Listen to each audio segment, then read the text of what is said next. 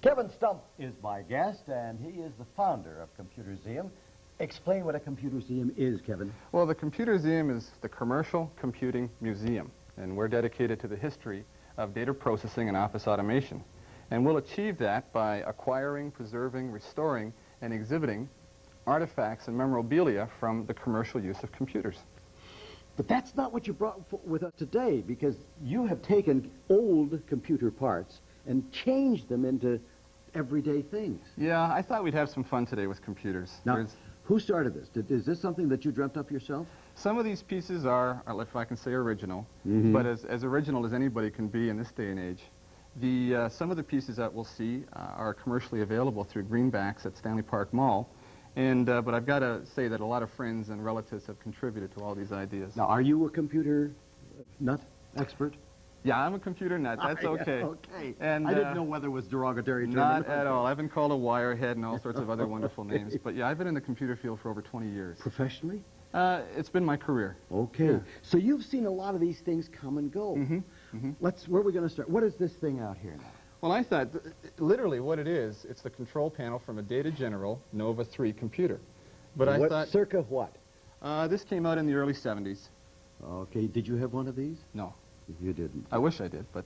Okay. Where did you get this piece then? This piece would have come from a precious metal reclaiming facility in Mississauga. You run in and grab it away from the bulldozer? Well, you know, so many years ago, there was such a large amount of precious metal, gold, platinum in the circuitry that it was worthwhile and economically feasible to take these and extract the valued parts and discard the rest. But of course, this is valuable to the historian. So this is an historical piece. This isn't something you're going to make into something else. Well, what I thought we would look at it as is a piece of art. Okay. So popular culture. Yeah. So you've got your group of 7, you've got your Carolyn Bish, and you've got your Data General Nova 3. Okay. That's great. Never thought of it that way. Yeah, so there's lots of ways you can use these old computers. Such as? Well, here's a very practical idea.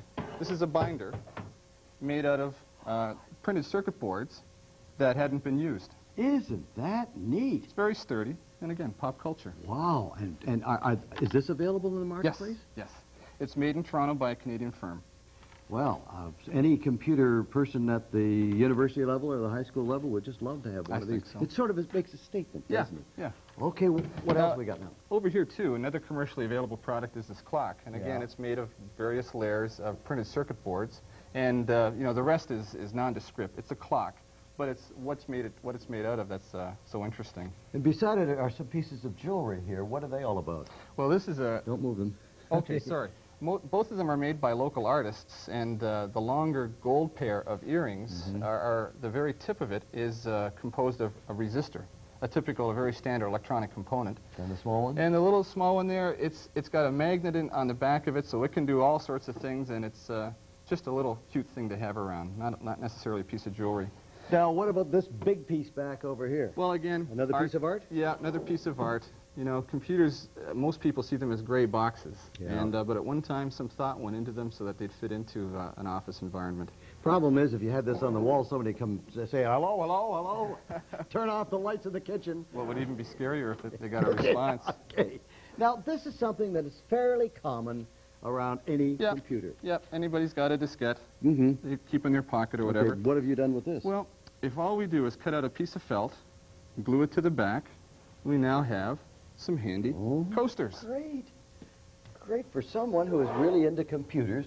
The notebook and the coasters, just excellent. It's just the beginning. Oh, what have you got now? Well, here we have a typical printed circuit board, a card, an electronic piece of equipment out of a computer. Become obsolete? Yep. Okay. Yep, it's no longer any good. That came out of an old computer from Home Hardware, in fact, from an old NCR computer. How big would the piece that would duplicate this now be?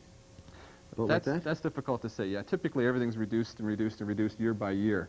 But I don't remember exactly what that kind of component did. Before your time. Okay. Now, what have you done with it?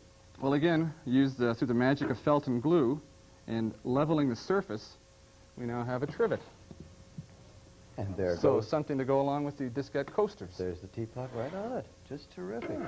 Now, this is beautiful, but what is this now?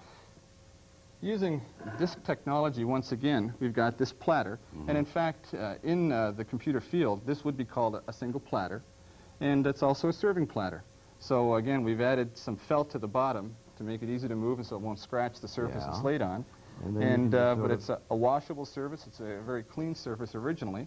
And we've got some cheese and apples. Is this available commercially then, too? Well, where this came from, no, it's not. Sorry. This is something that the COMMPUTERSEUM we just whipped together.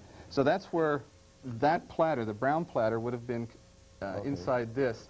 And these things are inserted into older generation computers to do the same thing that these little ones do now. This is that?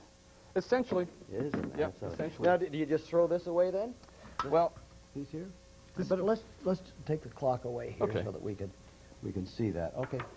This monster over here, this monster thing, what have you done with it? well, this, you can see is the this? similarity here, the brown, the platters. Yeah. Except instead of just having one platter, we have this very deep 10-platter disc pack. Yeah. And when these platters weren't in use inside the computer, weren't installed, you needed something protective to keep them in safekeeping. So we had these large plexiglass enclosures. Right here. Yeah. So But- look what he's made it Yeah, into. just with a bit of ingenuity, we now have a cake keeper or something to keep your baked goods fresh. And that hasn't been redesigned or anything? That was Exactly. the thing that covered this. Yeah, all we did was take this out, and it comes out automatically, and there you have it. Kevin, how many more of these kind of adaptations of things would there be? I mean, is it just unlimited? Well, there's fish tanks out of old computer monitors. Take the TV screen out of the monitor and drill a hole in the top of the plastic casing and put something in that's waterproof. You have a fish tank. Kitty litter bowls also out of or a covered kitty litter container where the cat goes in where the screen used to be, and that's the door. And then we also have, if you've ever get a chance to lift something like this, you'll know how heavy these old computers were. Ooh. So we're thinking you just put that on its side, Yeah. get two of them, connect them with a bar, and you've got some barbells. Great. And all just out of what is just kicking around data centers with old computer parts. Sounds. And what date have you got for your opening of your COMMPUTERSEUM? April 1996. A location? Not yet known. Okay. Kevin Stump is my guest. He's the founder of COMMPUTERSEUM. Look for it in Waterloo sometime in April of '96. And if you've got these parts hanging around, maybe you can do this too. Tulip Mania!